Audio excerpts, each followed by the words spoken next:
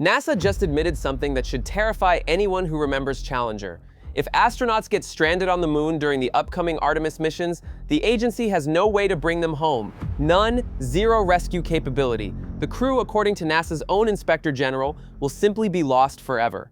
And there's one piece of equipment on these new lunar landers that could turn a survivable emergency into a certain death sentence. We'll get to that critical detail in just a moment.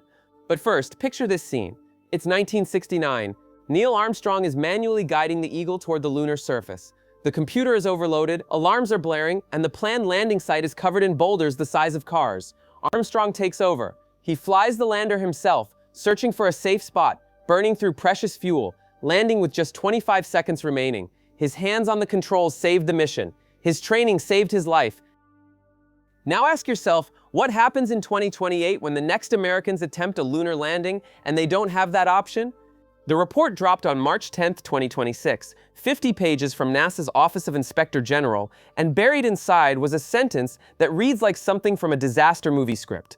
Quote, "Should astronauts encounter a life-threatening emergency in space or on the lunar surface, NASA does not have the capability to rescue the stranded crew."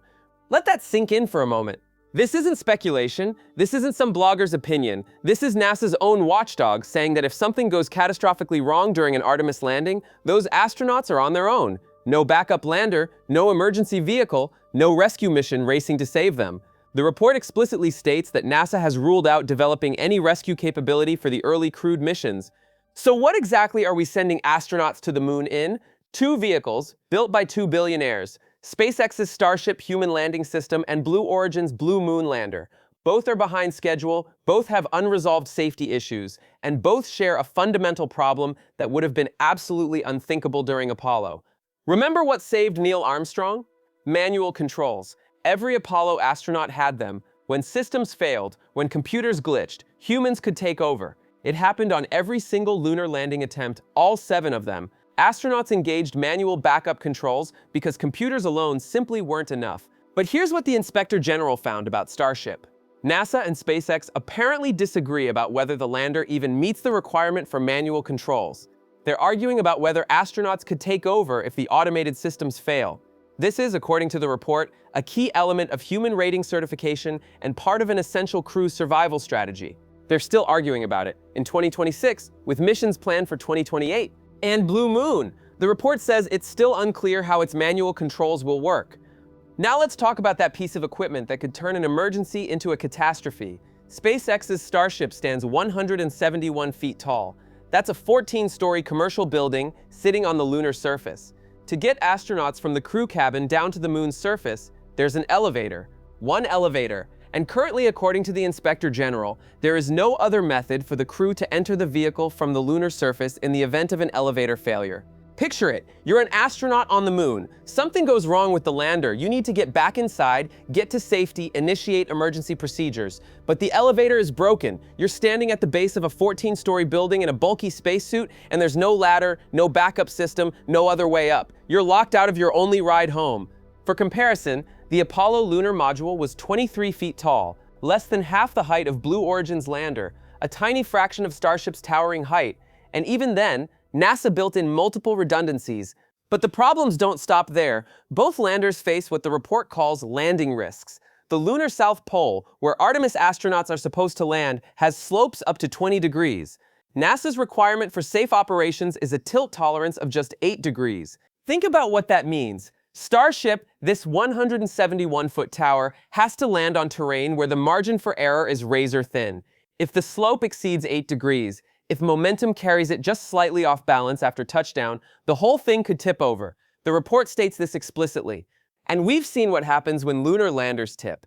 In February 2024, Intuitive Machines sent a lander to the moon. It was only 14 feet tall. It toppled on landing. Now imagine that happening to something the size of a commercial building with humans inside. The Inspector General also found gaps in how NASA analyzes whether crews could survive a catastrophe. These crew survival analyses are limited by resources and typically happen late in the design process.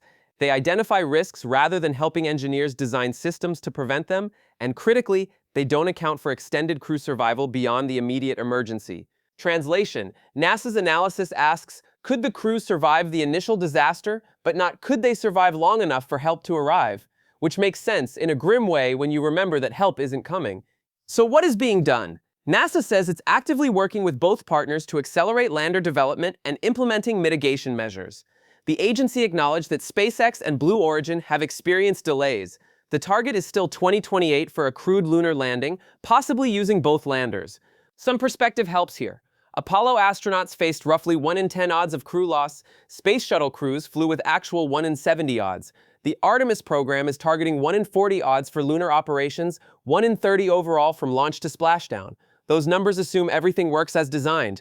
But the systems aren't designed yet. The manual controls are still being debated. The elevator backup doesn't exist. The rescue capability has been ruled out entirely.